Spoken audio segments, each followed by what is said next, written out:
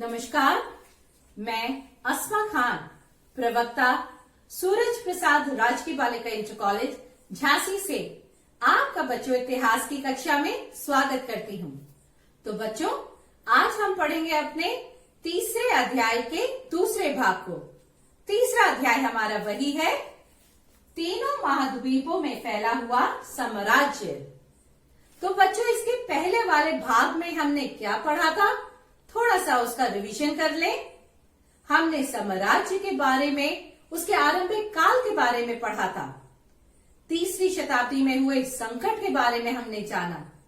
साथ ही लिंग साक्षरता और संस्कृति को भी हमने समझने का प्रयास किया। साथ ही साथ आर्थिक विस्तार को भी हमने विस्तार से पढ़ा। तो आइए बच्चों, अब इस दूसरे भाग के मैप को हम देख लेते हैं। ये वही मैप है जो पहले भाग में था। वही तीन महाद्वीप, यानी कि उत्तर की तरफ हो जाता है आपका यूरोप, दक्षिण में है आपका अफ्रीका और पूरब की तरफ है एशिया। और कुछ वही इंपॉर्टेंट नगर जैसा कि रोम, नेपल्स, एफिसस, एंटियोक, इन्हीं सब के बारे में हम डिटेल में पढ़ेंगे। तो आइए बच्चों, इस भाग के उद्देश्य को भी हम देख लें। अध्याय के इस भाग की समाप्ति के पश्चात आप सभी छात्र छात्राएं निम्नलिखित बातों को समझने में सक्षम होंगे। निम्नलिखित बातें जैसे कि श्रमिकों पर नियंत्रण के बारे में हम पढ़ेंगे, दासों के प्रति किए जाने वाले व्यवहार को हम समझेंगे, सामाजिक श्रेणियों के विभाजन के बारे में हम पढ़ेंगे, साथ ही परवर्ती पूरा काल को समझने का बच्चों हम प्रयास करेंगे। तो शुरू करते हैं हम अपना पहला टॉपिक, श्रमिकों पर नियंत्रण। भूमध्य सागर और निकटवर्ती पूर्व दोनों ही क्षेत्रों में दासता की जड़ें बहुत गहरी थीं और चौथी शताब्दी में ईसाई धर्म में राज्य धर्म बनने के बाद भी इस गुलामी की प्रथा को कोई गंभीर चुनौती नहीं थी। तो बच्चों, इसका अर्थ ये नहीं कि रोम के अर्थव्यवस्था में अधिकांश श्रम दासों द्वारा किया जाता था। तथापि ये बात गणतंत्रीय काल में इटली के मामले में सही हो सकती है, जहां ऑगस्टस के, जैसे कि मैं बता रही हूं, शासन काल में इटली की कुल 75 लाख की आबादी में 30 लाख दास थे, किंतु समग्र साम्राज्य में ऐसी स्थिति नहीं थी। उन दिनों दासों को पूंजी निवेश की दृष्टि से देखा जाता था।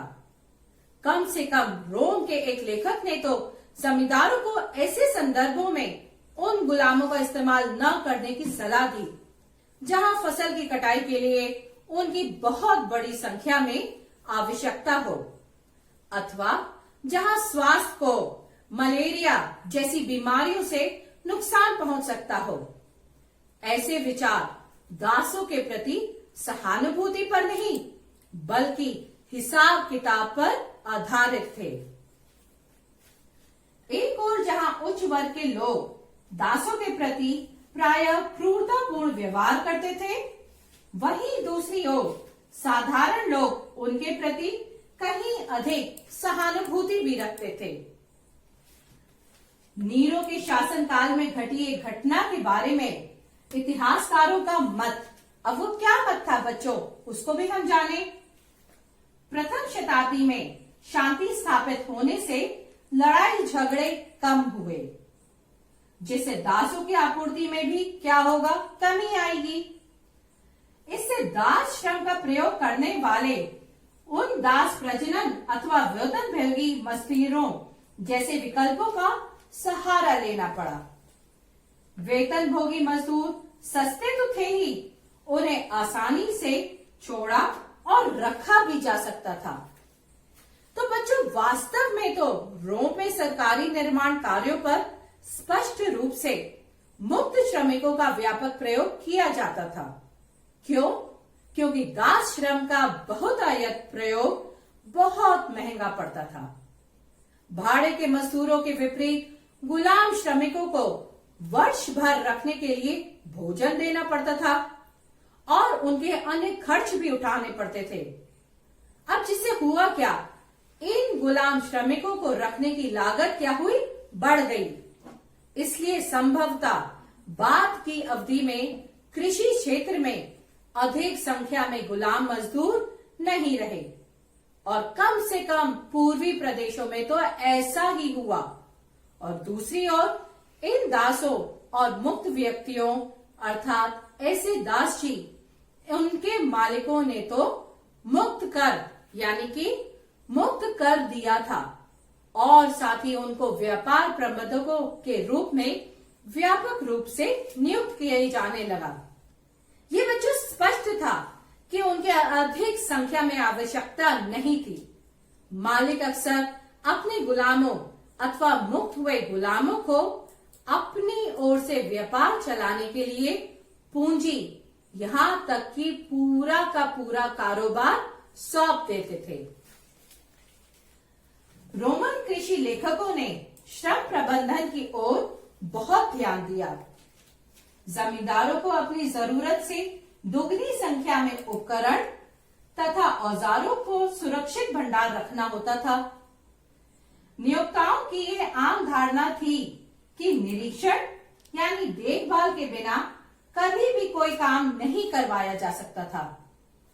निरीक्षण को सरल बनाने के लिए कामगारों को कभी कभी छोटे दलों में विभाजित कर दिया जाता था। बच्चों, इससे क्या पता चलता है?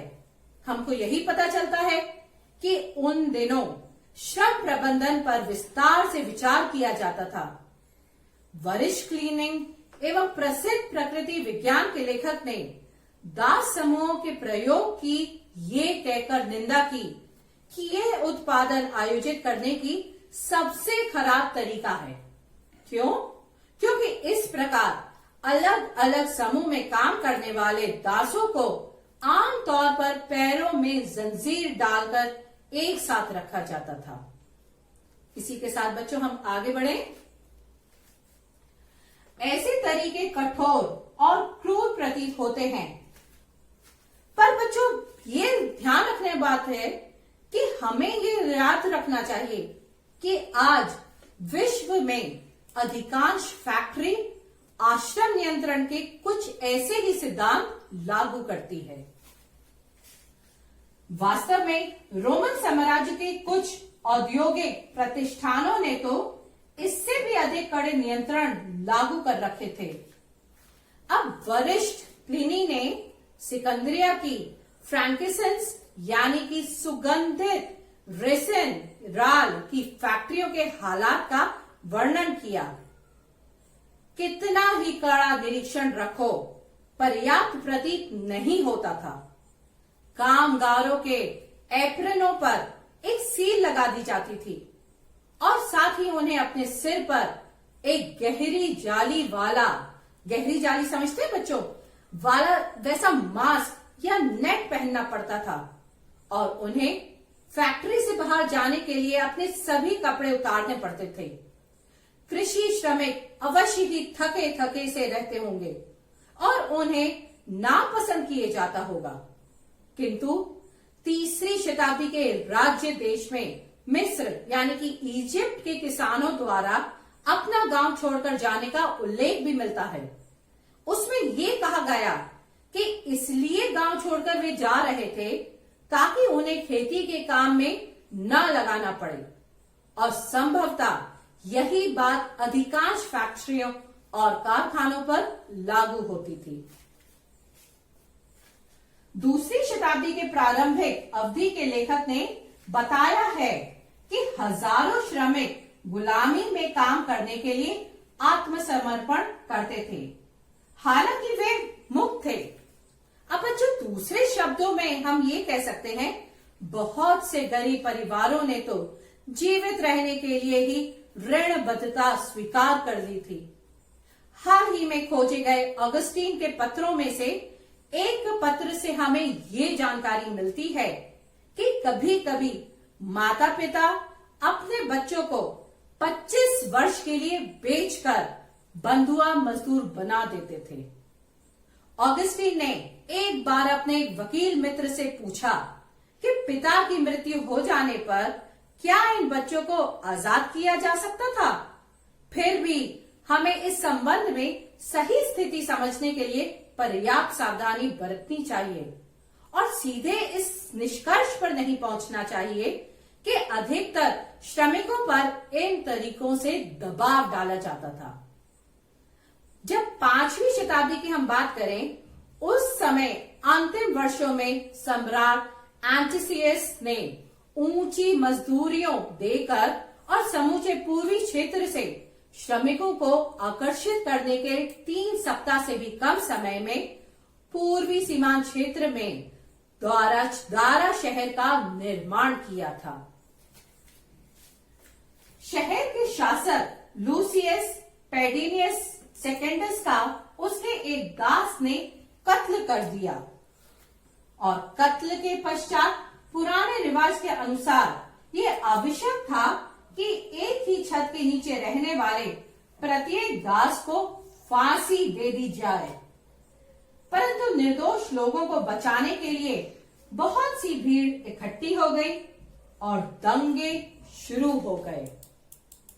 आगे बच्चों हम लोग देखें, इसमें सेनेट भवन को घेर लिया गया। सेनेट भवन जैसे बताया था, उसे घेर लिया।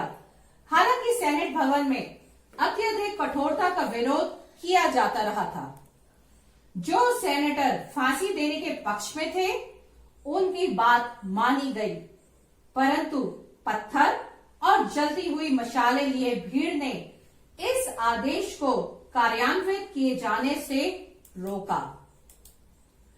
अब बच्चों, दास प्रजनन गुलामों की संख्या बढ़ाने की एक ऐसी प्रथा थी जिसके अंतर्गत वासियों और उनके साथ मर्दों को अधिक अधिक बच्चे पैदा करने के लिए प्रोत्साहित किया जाता था। क्यों? ताकि उनके बच्चे भी आगे चलकर क्या करें? दास ही बने। हम आगे बढ़ते और देखें सामाजिक श्रेणियों के बारे में बच्चों। इसमें इतिहासकार नोट करेंगे ना, टैसीटस साम्राज्य के प्रमुख सामाजिक समूहों का वर्णन इस प्रकार करते हैं। किस प्रकार? ये देख लीजिए। सेनेटर, पैट्रेस, ये शाब्दिक अर्थ क्या है इनका? पिता है। अश्वरोही, वर्ग के प्रमुख सदस्य, यानी कि जनता का सामान्य वर्ग जिनका संबंध महान घरानों में था। फूहड़, निम्न वर्ग यानी कमीनकारू, जो उनके अनुसार सर्कस और थिएटर तमाशा देखने के आदी थे। बच्चों, साम्राज्य के परवर्ती काल में, जो कि 4वीं शताब्दी के प्रारंभिक भाग में कॉन्स्टेंटाइन प्रथम के शासनकाल में आरंभ हुआ, टैसीटस द्वारा उल्लेखित पहले दो समूह कौन से? सेनेटर अभी बताया मैंने, और नाइट यानी कि अश्वरोही, ये एकीकृत होकर एक विस्तृत अभिजात वर्ग बन चुके थे और उनके कुल परिवारों में से कम आधे परिवार अफ्रीकी और पूर्व में मूल के थे। परवर्ती रोमन अभिजात वर्ग अत्यधिक धनवान था, किंतु कई तरीकों से ये विशुद्ध सैनिक संभ्रांत वर्ग से कम शक्तिशाली था, जिनकी पृष्ठभूमि अधिकतर अभिजात वर्ग में नहीं थी। मध्यम वर्ग में अब नौकरशाही और सेना की सेवा में जुड़े आम लोग शामिल थे, किंतु इसमें अपेक्षाकृत अधिक समृद्ध सौदागर और किसान भी शामिल थे। बच्चों, मुख्य रूप से सरकारी सेवा और राज्य पर निर्भरता ही इन मध्यम वर्गीय परिवारों का भरण पोषण करती थी और उसके नीचे भारी संख्या में निरंतर वर्गों का ही विशाल समूह था, जिन्हें निम्न वर्ग कहा जाता था। इनमें ग्रामीण श्रमिक शामिल थे, जिनमें बहुत से लोग स्थायी रूप से बड़ी जागीरों में नियोजित थे। अब 5वीं सदी के प्रारंभिक काल में इतिहासकार कौन से? ओलंपियाडोरस ने, जो कौन थे? एक राजदूत भी थे। उन्होंने लिखा है कि रोम नगर में रहने वाले कुलीन परिवार को उनकी संपदा से वार्षिक आय 4000 के बराबर होती थी। इसमें भी ऊपर शामिल नहीं थी, जिसका उपभोग में सीधा कर लेते थे। इसके बाद बच्चों आगे देखें हम। रोम साम्राज्य के परवर्ती काल में वहां की नौकरशाही के उच्च तथा मध्य वर्ग अपेक्षाकृत बहुत धनी थे। समझ रहे हैं? क्योंकि उन्हें अपना वेतन सोने के रूप में मिलता था और वह अपनी आमदनी का बहुत बड़ा हिस्सा जमीन जैसे परिसंपत्तियों को खरीदने में लगाते थे। साम्राज्य में भ्रष्टाचार बहुत फैला हुआ था। विशेष रूप से न्याय प्रणाली और सैन्य आपूर्तियों के प्रशासन में कुछ अधिकारी और गवर्नर लूट खसोट और लालच के लिए कुख्यात हो गए। बच्चों, इस संबंध में हमें ये पता चलता है कि सरकार द्वारा अनेक कानून बनाए गए, साथ ही बुद्धिजीवियों ने ऐसे भ्रष्ट कारनामों की खुलकर निंदा की और आलोचना भी की। रोमन राज्य तानाशाही पर आधारित था। वहां सहमति या आलोचना को कभी कभार बर्दाश्त किया जाता था। आमतौर पर सरकार विरोध का उत्तर हिंसात्मक कार्रवाई से देती थी। तथापि चौथी शताब्दी तक आते आते रोमन कानून की एक प्रबल परंपरा को हो चुका था और उसने सर्वाधिक भयंकर सम्राटों पर भी अंकुश लगाने का काम किया था। तो बच्चों, आइए अब हम इसी क्रम में आगे बढ़ते हुए देखते हैं अपनी अगली हेडिंग, परवर्ती पुराकाल। अब बच्चों, परवर्ती पुराकाल शब्द का प्रयोग रोम साम्राज्य के उद्भव, विकास और पतन के इतिहास की उस अंतिम दिलचस्प अवधि का वर्णन करने के लिए किया जाता है जो मोटे तौर पर चौथी से 7वीं शताब्दी तक फैली हुई थी।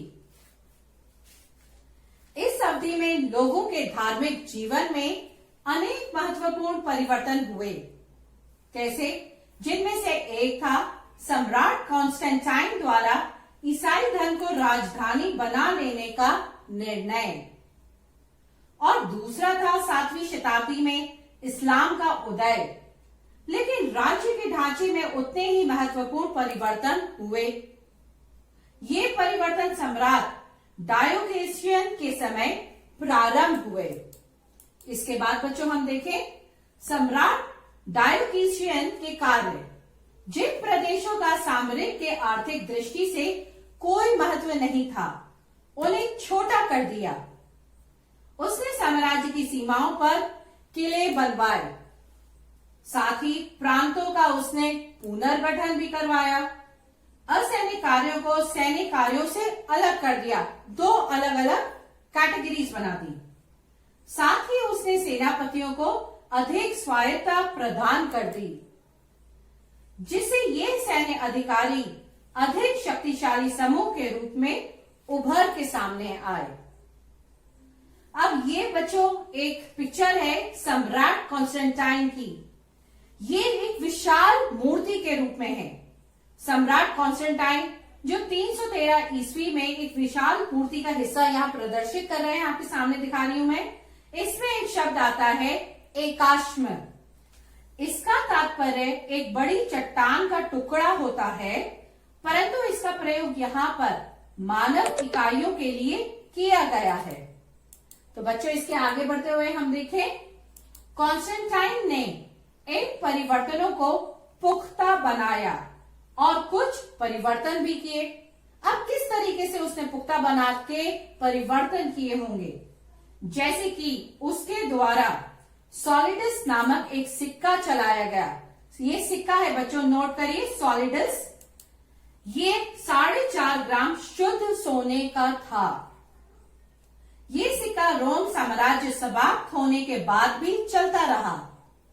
दूसरा प्रमुख कार्य, दूसरी राजधानी कस्तूतूनिया का निर्माण। यह हमने पॉइंट बताया था आपको, जहां आजकल इस्तांबुल नगर बसा हुआ है। पहले इसे बेजेंटाइन कहा जाता था। ये नई राजधानी तीन ओर समुद्र से घिरी हुई थी। बच्चों, इन सभी के फलस्वरूप शहरी संपदा एवं समृद्धि में अत्यधिक वृद्धि हुई, जिससे स्थापत्य कला के नए नए रूप विकसित हुए और भोग विलास के साधनों में भी भरपूर तेजी आई। यूनान और रोम वासियों की पारंपरिक धार्मिक संस्कृति बहुत देववाद थी। ये लोग अनेक संतों एवं उपासना पद्धतियों में विश्वास रखते थे और जुपिटर, जूनो, मिनर्वा और मार्स जैसे अनेक रोमन, इतालवी देवों और यूनानी तथा पूर्वी देवी देवताओं की पूजा किया करते थे, जिसके लिए उन्होंने साम्राज्य भर में हजारों मंदिर, मठ और देवालय बना रखे थे। रोम साम्राज्य का एक अन्य बड़ा धर्म यहूदी धर्म था, अर्थात परवर्ती पुरा काल में यहूदी धर्म में अनेक विविधताएं मौजूद थी। साथ ही बच्चों, हम देखें, इस अध्याय को हमने अच्छे से पढ़ लिया है, तो संक्षेप में इस भाग को हम जान ले कि हमने क्या पढ़ा और क्या जाना। अध्याय के इस भाग में हमने श्रमिकों पर नियंत्रण के बारे में पढ़ा, दासों के प्रति किए जाने वाले व्यवहार को भी बच्चों हमने समझा, सामाजिक श्रेणियों के विभाजन के बारे में हमने पढ़ा और परवर्ती पुरा काल को समझने का बच्चों हमने प्रयास किया। इसके आगे बच्चों, जैसा कि मैंने आपको बताया कि एग्जाम में कुछ प्रश्न आएंगे, उसका उत्तर किस दिशा में लिखना है, उसका एक एग्जाम्पल आपके सामने है। ये यदि प्रश्न आता है, आपको क्या लगता है कि रोमन सरकार ने चांदी में मुद्रा को ढालना क्यों बंद किया होगा और वह सिक्कों के उत्पादन के लिए कौन सी धातु का उपयोग करने लगे? इस प्रश्न का उत्तर आप किस तरह से देंगे? ये देखिए, प्रारंभ में रोम साम्राज्य में चांदी की मुद्रा का प्रचलन था। दिनारिस रोम का एक प्रसिद्ध सिक्का था। सिक्कों को ढालने के लिए चांदी स्पेन की खानों में आती थी, लेकिन रोमन सरकार ने चांदी में मुद्रा को ढालना बंद कर दिया, क्योंकि परवर्ती साम्राज्य में स्पेन को खानों से चांदी मिलना बंद हो गई थी। सरकार के पास चांदी की मुद्रा के प्रचलन के लिए पर्याप्त चांदी नहीं रह गई। सम्राट कॉन्स्टेंटाइन ने सोने पर आधारित नई मौद्रिक प्रणाली स्थापित की। यहां तक कि सम्राट कॉन्स्टेंटाइन ने सॉलिडस नामक एक शुद्ध सोने का सिक्का चलाया। इसका वजन 4.5 ग्राम था। अभी समझाया था बच्चों आपको। परवर्ती पुरा काल में स्वर्ण मुद्रा ही व्यापक रूप में प्रचलित थी। इसका कारण ये था कि अन्य देशों के व्यापारियों को स्वर्ण मुद्रा से भुगतान किया जा सके और वह मना न कर सके। इसके अतिरिक्त रोमन साम्राज्य में सोने की कमी नहीं थी। साम्राज्य को अकेले हेराल्ड के राज्य से ही प्रति वर्ष, नोट करिए, 1,25,000 किलोग्राम सोना प्राप्त होता था। यही कारण था कि सोने के सिक्के निसंदेह लाखों करोड़ों की संख्या में प्रचलित थे। यहां तक कि रोम साम्राज्य के अंत होने के पश्चात भी इन सिक्कों का प्रभाव कायम रहा और मुद्राओं का प्रचलन होता ही रहा। तो बच्चों, ये आप इस तरीके का आंसर लिखेंगे।